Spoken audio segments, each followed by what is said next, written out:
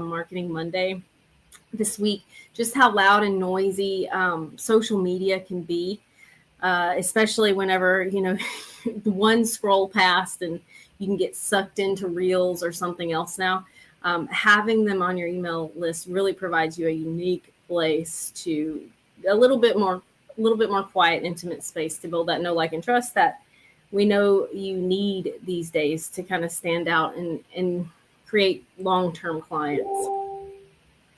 Exactly. And with that, most people, they still don't exactly know where to start with automation.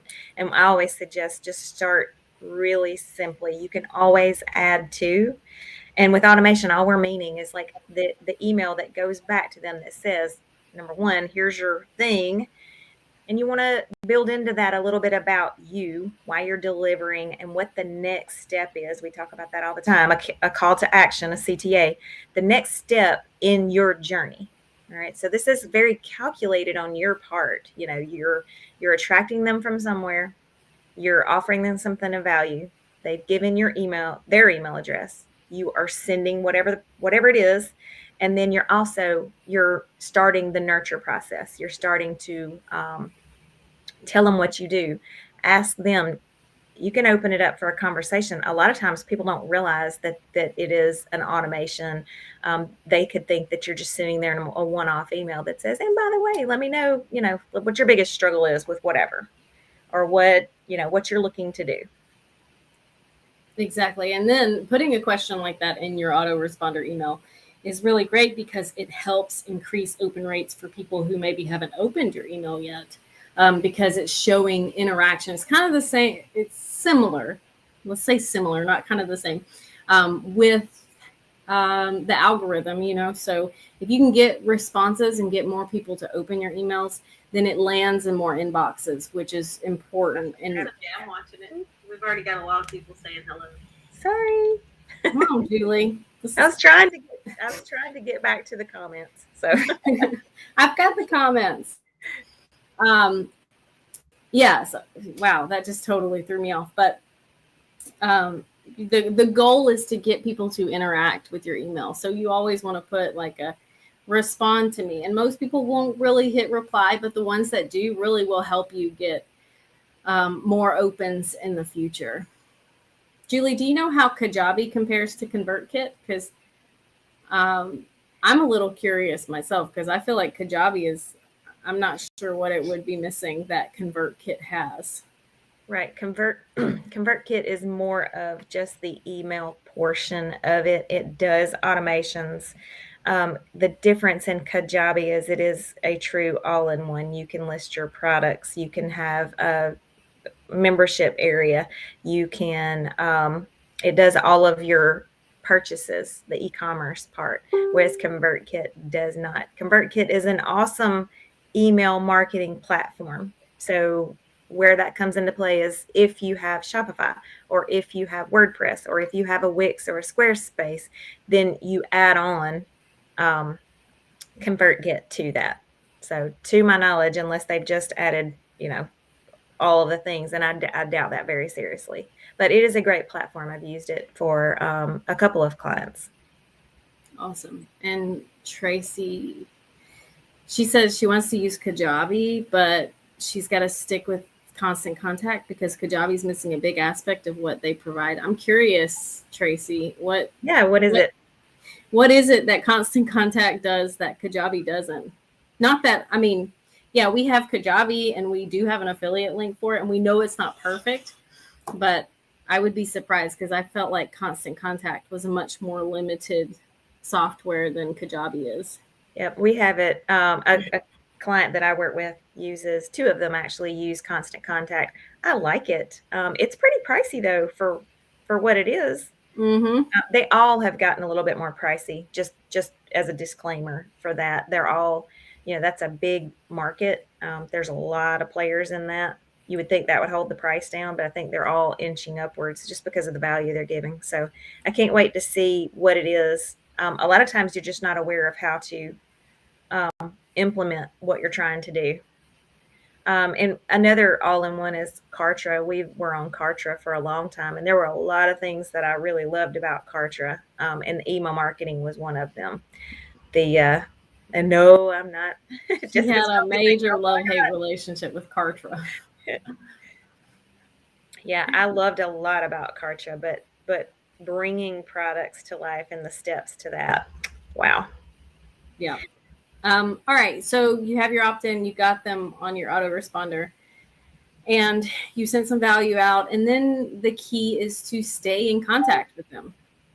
Constant contact was a really genius branding move, because that's kind of what you're trying to achieve with your mailing strategy. So there's a few things that we talked about on how to do this well, how to stay out of spam folders, how to get more opens, and then what kind of value you should be delivering. The biggest thing is to be consistent. So you don't want to send out one email every month and then, or to want to do it weekly, and then maybe you only send it once every 6 weeks, and then you don't send another email for 3 months. That kind of thing will kill your mailing list, no matter how robust it is. So you really want to figure out what schedule you can do and stick to it. Even if it's just once or twice a month, you want it to be something that your email clients can expect and can count on. Exactly. And with whatever the consistency is, email marketing is similar to how the algorithm works. So so many Gmail, I'm sorry. So many people have Gmail accounts now that they use personally, like that. By far, that's the biggest one. It has somewhat of an algorithm that works. You can land in the promos, even if you do everything right, because people aren't reading your email. It'll pick up at one point and it'll just be like, oh, they don't care to see that. We're not going to put you in the inbox any longer. So you are striving to get those opens for sure there too. So a good subject, we've covered all of this in the TAT, but a great subject will help to bring those. And if you set the expectation in that first email about how often, what to do, what you're providing, and when to look for it, and then you will continue that consistency, you get a lot better results. Exactly. And while everyone wants to send out the most beautiful emails, yeah, this is a big one. They want to send out beautiful emails that they design top to bottom with all these perfectly branded colors, and it's just like an image inside of an image inside of an image, and it looks fantastic. The reality is Google, and since so many people have Google, that's very important. Gmail, it's going to land in promotions folder. In fact, I subscribe to one person who does that. And even though I've drug it into my primary inbox multiple times, every time she sends me a weekly email, it still lands in my promotions folder, because it's that super pretty template that she designed in Canva and just laid the image in there. So the way you combat that, I remember very distinctly when we did this, and Savita was like, so you mean the emails have to be ugly? And the short answer, the hard answer is yes. In general, the less images, the less links, the better. And I know that that's kind of hard, but when your purpose is to get your message across, you can kind of warm up to that idea. Let me tell you the why. So, I'm big on the why. I love to do that. So the why when you have so many images and the why when you have links is because the same reason on social media or whatever. The algorithm picks up that you're a business. So, and people are looking in their main inbox for personal contact. So if you're a business, you are likely going to show up in the promos unless you do something to make yourself look more personal. That's why those ugly personal, hey, how you doing, type emails work and will land where they're supposed to land, or where we want them to land.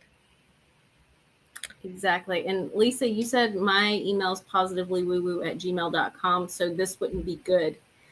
I'm not quite sure what you're asking, because we're talking about from a recipient standpoint. Everyone who has a Gmail Your email is very likely to go into promotions unless you don't proactively do some things to keep it out of promotion.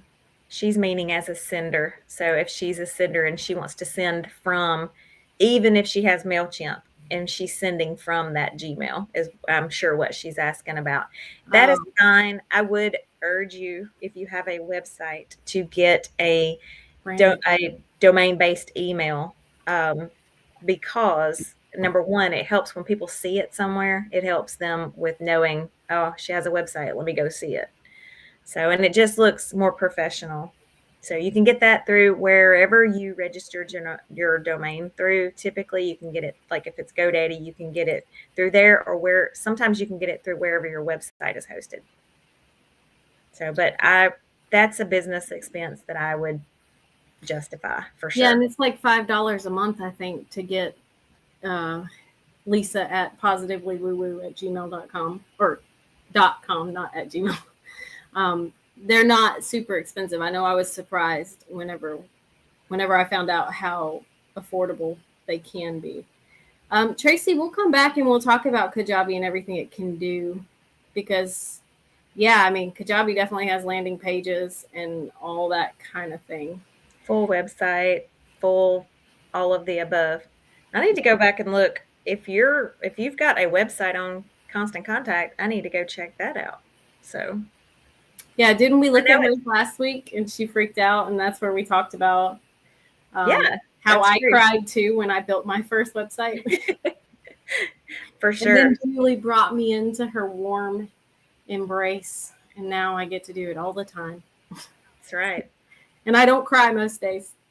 All right, so we got off topic, but yes, in general, ugly emails, which just means text, limited graphics, that kind of thing, are going to be more likely to land in people's inboxes. As Julie mentioned, the other thing is the subject, and it's kind of wild. I play with subjects a lot when I write emails for clients and for us at Socially Inclined. And in general, the more you can look like it came from someone you know, the better your open rates are. And there is a huge player in the social media manager field. And I get her emails every day just to see what she says. And every day, her subject is like 1 to 3 words long. Mm-hmm. That's it. And if you guys know who that is, let me know, because I don't mind. I mean, she's huge. Maybe one day Socially Inclined will be that big. But if you happen to get her emails, you know immediately who I'm talking about. But she is like famous for subject lines like, do this, don't quit. I'm trying to think of another one without just totally giving it away, but like her subject, and I know she's got to have great open rates because she has like a full-blown team and things like that. But it's always great to kind of see what people like that are doing in the space, so that you know how to improve your game as well. Let me address that really quick too. So those really short ones, number one, the reason is because it looks personal. It looks like it came from a friend. Because if you're sending something to a friend, it's like, check this out. Or, what do you think about this? Or, just a very, very short. So it looks personal. But number two, she's creating curiosity. Yeah. So for sure. It is pulling you in. It's like, what is this? So you click on it. And again, because of how the algorithm works ish on email, that it helps her sender rate when she gets opens like that. So creating consistency, but creating curiosity in your subject line. There's one day that says no subject. You know how when you send one organically and it's got no subject in brackets? Also, a big thing that you'll see people do, email marketers do, is do the RE, or the, like they're replying from, and it's not a reply, it's just that email. So that you'll see that tactic a lot, even though they're not replying to you. Emojis, brackets, anything that can make that little word stand out, because again, your email inbox is like the scroll on social media. So standing out in there, you'll notice we do a lot of brackets. We'll do emojis, here and there. So we're just trying to get you to open our email. Yes, and it's good because we don't send spam. So we trying to get you to open our email is a good thing, but we know a lot of people do. And Yep. spam is a big thing. So there's definitely a reason to have spam folders. So Yeah. Drag us to the inbox if you Oh. have Gmail and are in promos. which brings us a great point that we haven't addressed yet. We've been talking about how to stay out of the promotion folders. There's also a really good way to guarantee that you land in people's spam folders, and that is by using certain words like free, Oh, yeah, right. dollar signs, too many of any kind of like ampersand, any of the characters will have you land in the spam folder. What are the other ones, Julie? I'm trying to think of them off the top of my head. Words like credit, freebie. Actually, email marketing is a no-no as well. If you look back at the email we sent this morning, I took probably 5 times longer on that subject than I normally would have, because I wanted to say curious about email marketing, but I also wanted people to know and to get our email and to not land in a bunch of spam folders. So I had to be careful about the words that I used in that subject line. So those are some things you got to make sure of as well. Exactly. So who's ready? Who's up? So I consistency. So we're going to urge you to take action, or take action series, whatever, but we need you to do the thing. So set right now an intention to start email marketing, and set an intention to whatever your consistency rate is going to be on that. I promise you will get good results once you're consistent with it. For sure. And everybody's got to start somewhere. Everybody started with one person on their list. Kim, that's a great question. Don't use those words in the subject line. Those will throw you in the spam folder. You want them to open it. So what you say instead is like, here's a gift for you. Instead of saying open for a free gift, or here's a great free thing you need. So you don't want to use that in the subject line, but once you get them to open it, you can use those words, but you'd still want to do it sparingly, because I really think that it can still play into whether you land in promos or not. Lisa, 1 emoji per subject line is probably okay. Maybe 2 if you're doing it well. Let's see. All right, we did 30 minutes. We did. We did. There was the question was newsletters and email. So I will say too, a lot of people get confused about the difference in a newsletter and an email. So for my purposes of how I'm going to explain this is that a newsletter is more of a compilation of what is going on in your world. That is the mainstream from way back in the day. So of what a newsletter is. You can pull blog posts into it. You can pull this is what's going on. This is what's coming up, whatever. It is giving the news about what's going on with you. So we did do, because this came up so much, we did some templates on there. They're in our store, but they're news letter templates. So not just email templates. Of course, we have those as well. But with that setting, like, they are not interchangeable. So you can send a newsletter, like say once a month, and then you've got email marketing that's going along that might play off of that might, mention your newsletter. And a newsletter a lot of times will have a PDF that can live on your website as well. And you can direct people to that. Kind of like our magazine. Exactly. Somebody, I forgot who it was, Kim maybe, said she finally found our magazine in the toolbox. I just commented on it this morning. I was like, yay, there's goodness in there. We've been doing a magazine for 5 years now, a monthly magazine. It's awesome. Laura, the word free is a no-no in your subject line. Gift is what you want to try to use, but you want to use it in a way that feels natural. So the more you could kind of get in the head of like what your mom would be sending you, just kind of like a haphazard email. Like, did you see this? Check this out, free gift, not free gift, or something that alludes to there being value in the email without saying the word free. Yep. Somebody had a question about MailerLite or was using MailerLite and wanted to know if it was easy. I use it for the client with Shopify, and I think it's really, really easy. Anything can be complicated the more automation and the more things you do with it, but it's one of the easier ones in my mind. MailChimp is super easy. Let's see. Heather, she's not sure how, but she's on our email list and a few others, and she gets 2 emails from each one we send. So that usually means that at some point you signed up with 2 different emails, which is easy to do because of the way things work. If you would like to fix that, you can unsubscribe from the one you don't want, or you can reach out to support and we can figure out what's going on. Yeah, just make sure that if you have a paid product that you don't unsubscribe from the one that is the paid. So in your inbox, like a lot of us have the integrated inbox where everything dumps into the one. So you can just click and see the address that it's going to, and then you'll know. So guaranteed that you are just signed up with 2 different email addresses is why you're getting 2. Yep. All right, so we've entered the second half of Coffee and Questions. So this is anything goes with your marketing mindset questions. As long as they're appropriate, we will do our best to answer them. And it can still be on this subject as well. For sure. We don't have to change topics yeah, unless you just have that.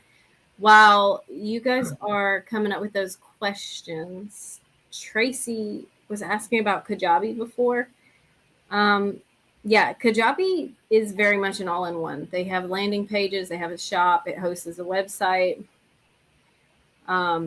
You can have opt-in pages where you get a freebie. I'm trying to read. This is a lot of text right here. Yeah, so Tracy, I can't remember. I think you do all original art. So I want to stress, if you are a store e-commerce person, which I do not think is Tracy, but if you sell multiple products where you want people to purchase 3 of something, Kajabi is not for you at this time. It is not meant to be. You see that we have what we call a store there, but you cannot check out and buy 2 things at one time in the way our store works, the way Kajabi's store works. But it works well for us because of how we deliver it. So there is a workaround where you can use Shopify Lite with Kajabi, but again, the reason you use an all-in-one is to minimize all of the back and forth between programs. Yeah, so she does original art and teach paint parties in person and online. So you're commissioned. So with Kajabi, for you specifically, I assume that you find out what it is that that you're painting, and then you give them a special price. You can use an offer in Kajabi to deliver that proposal, if you will, to them, and they can sign and pay for it right there, which is nice. We do that for our website design, marketing packages.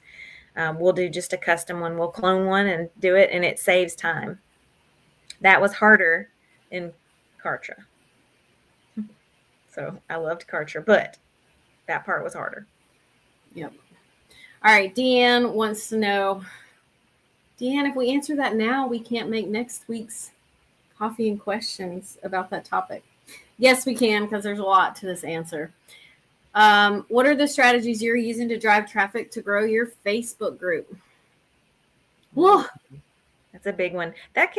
I say that's next week's topic, but let's touch on it so that it's like the cliffhanger to come back and see us next week. So exactly. To start off with, we sprinkle it into anyone who subscribes to our email list. That's one of the first things we ask you to do, is to head over to the Facebook group and sign up. And we do get a lot of people who sign up for our email list because we have multiple opt-ins and products and things like that. Obviously, we've been funneling for a long time, and that helps. And you can give something exclusive there. So in that email, to make them really bite on joining the Facebook group, is to say, I've got a whatever it is that is only found in our group, go join and grab it there. So you can put it in the guides, you can put it as a pinned post, whatever, but be sure to deliver on that. But that's a great way to get people pushed in. Exactly. You can have a challenge every month and push people to the challenge using and this is your other question that we'll have to cover in another Coffee and Questions, do a very affordable Facebook ad that has people join that group so they can join your challenge. There's a lot you can do for a Facebook group. Yeah, there's a lot with that, with the whole challenge. There are people that have built their pop-up groups that they deliver a whole challenge. They shut down that group and push them into their main group. So the only people that are in that one group are just the challenge participants. So they get that, level of engagement, because sometimes you've got old people, we talk about the algorithm. The people that aren't active in your group sort of hurt you. But we only have the one group. We don't do pop-up groups. I think you can be really successful with one group, but I wanted to throw that out because you see people talk about that all the time as a tactic. So show, like the whole repurpose thing that we do with content class that we talk about, being everywhere, putting your content out everywhere. So like this is streaming to YouTube.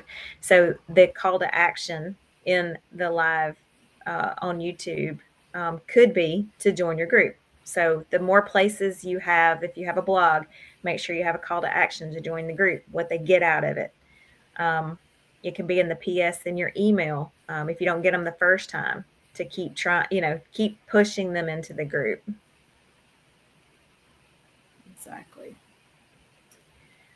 All right. We have some, and that's probably going to be our topic next week. If it's not next week, it's definitely going to be in the next 3 or 4 weeks.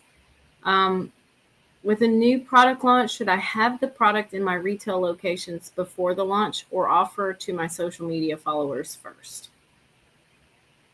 Say that again.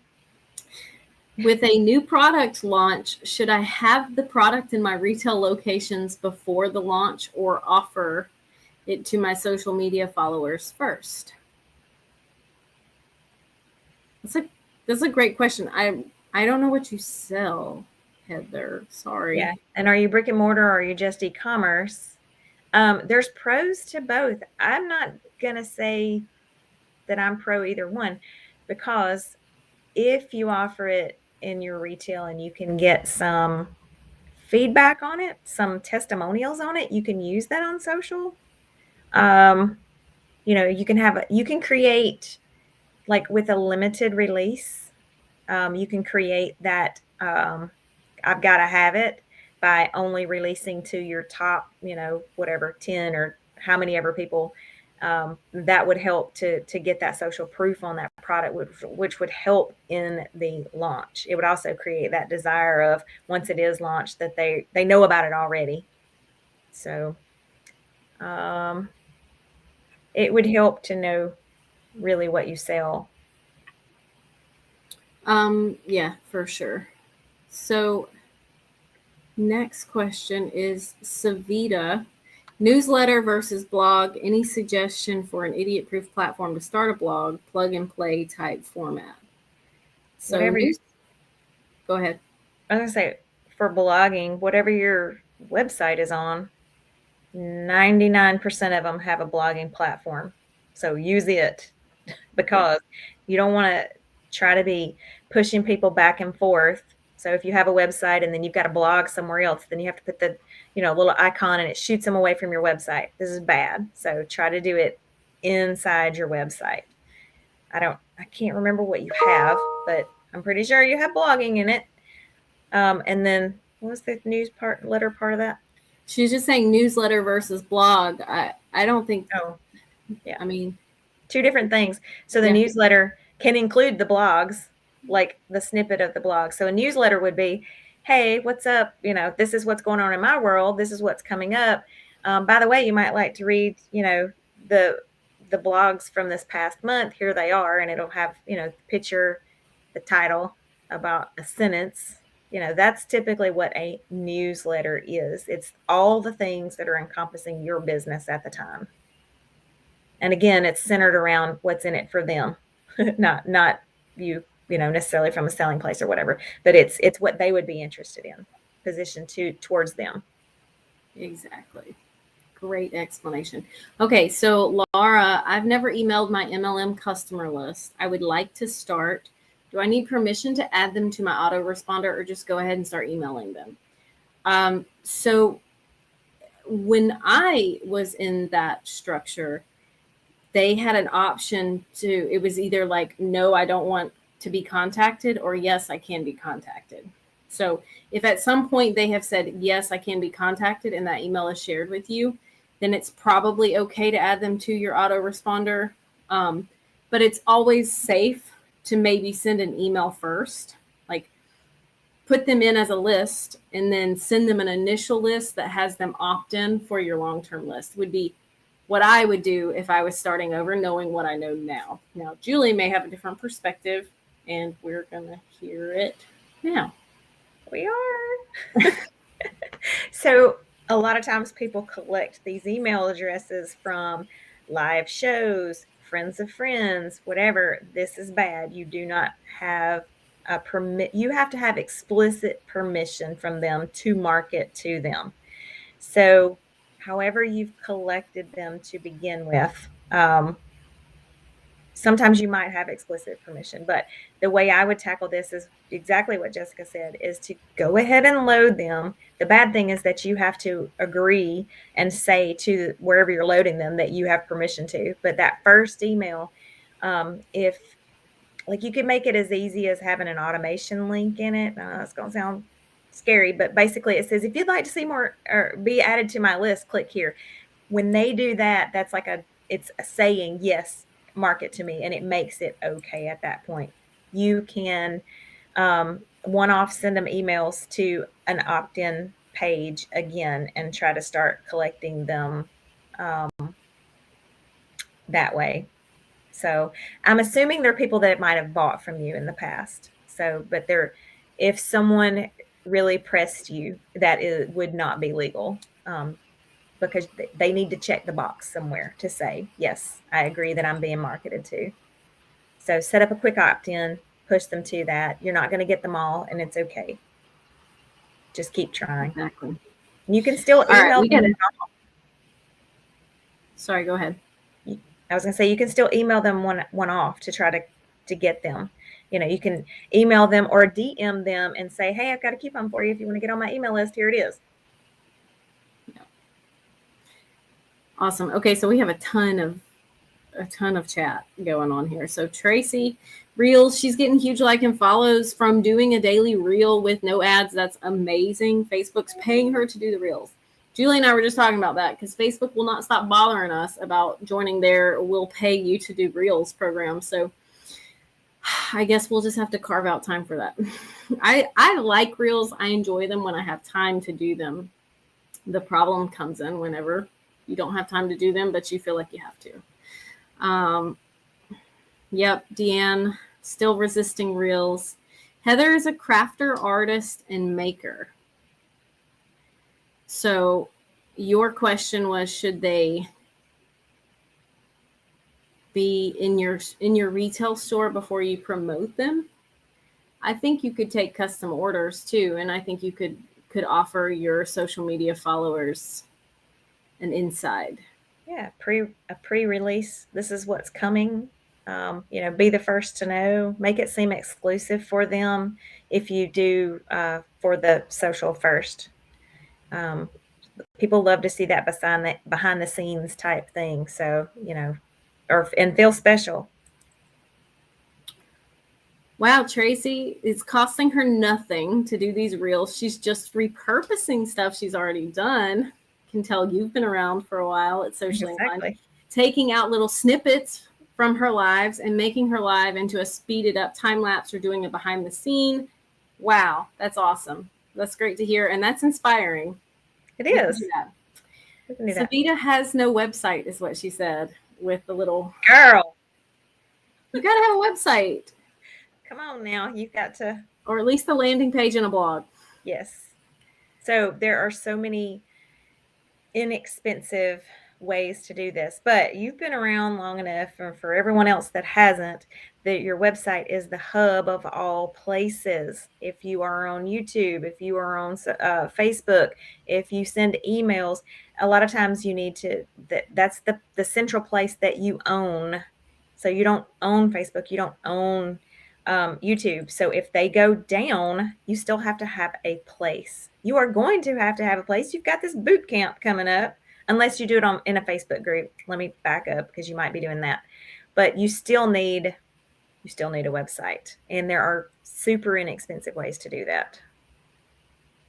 Super. Apparently, we need to make a super DIY option. I have done that in the past. Build your website with us. We have the software, give you the template. We might have to have one of those work with us sessions. For sure. Thank you so much, everybody, for chatting. This is awesome. Yeah. Do you like it being on Facebook better than when we did it in the webinar program? We do, because obviously when it goes live and we've got all this social proof on this. So, and it's less step when we're repurposing. It's one less step. Yeah, thank you, Tracy, for sharing that. I think that's going to kick our butt into doing Reels. I know there's so many easy ways to do it. There's some hard ways to do it too, but we're about the easy and batching and whatever. So that I could see us doing some. Yeah, so I can't put Olivia in every reel because that's not going to attract the people who are going to buy from us. Sorry. Correct. Yeah. I mean, we do serve a lot of mompreneurs, so there is a reason for it. There's authenticity. It makes us real, approachable. So I say, yeah, you want to see my 23-year-old in mine? Right. I feel like that'll be like, wow. I'm still mothering. All right. Kim wants to know, we're finishing up with questions, but Kim wants to know, where's the cheapest place to get a website and domain name? Whatever you do, don't Google that, because you're just going to get a whole bunch of poachers. Yeah. So I think it's all pretty affordable. Especially like, yes, you can, if you buy like the business plan, it can be, more expensive, but Julie, do you have insight on that? Yeah. So I would get my domain through GoDaddy. They've just been around forever. They're not going anywhere. And then GoDaddy does have a website builder that you could add onto that. You can get your email there. So it is a one-stop shop for putting it together there. It's probably, it makes it pretty easy. I have a client that was on it, and I thought it was okay. Then you've got Squarespace. You've got Weebly. We have a version like that. Just to give you an example of pricing, you're probably going to be somewhere at $30 to $60. I mean, they can go up, but $30 to $60.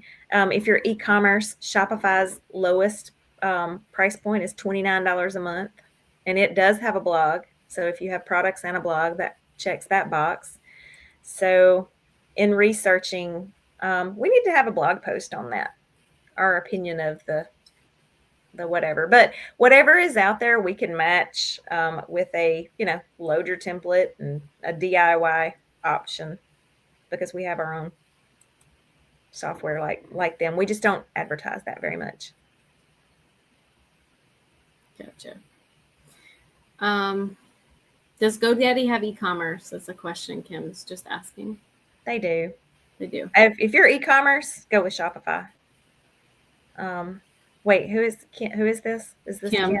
One-off products? If you are e-commerce, like you have multiple products, then you go with Shopify, period, bar none. If you do custom products, I probably would not. I would go with I don't know. I'd probably go with something like Kajabi or something, but it costs more. I think its lowest price to enter is $100 a month. But you get email, you get everything. So again, sometimes when you have skin in the game, it will get you in gear to make the money to pay for it. Does that make sense? So if you have a little outlay of cash, then you will work it when it comes to sending emails. We make sales every time we send an email. Yeah. So Fran said, and I agree with her, she would like to see us bigger and that welcome image smaller. I agree. We do that in case we do screen share, but we will start putting it like this. Yeah, we can just do the welcome with it and then switch to this. Yeah, until we get a question that says, show me how this works or show me how that works. And hopefully, a lot of times we do that. We do screen share and things like that. But so that was easy to switch. So thank you for the feedback. Yeah, I like it too because I feel like, it feels more personal. I feel like I can see Jessica. Yes, and my mom hair. Oh. All right. It is 11:57. Yep. I feel like this was really great. And see, this is why we want to do it on Facebook because we have 132 comments. You guys showed up.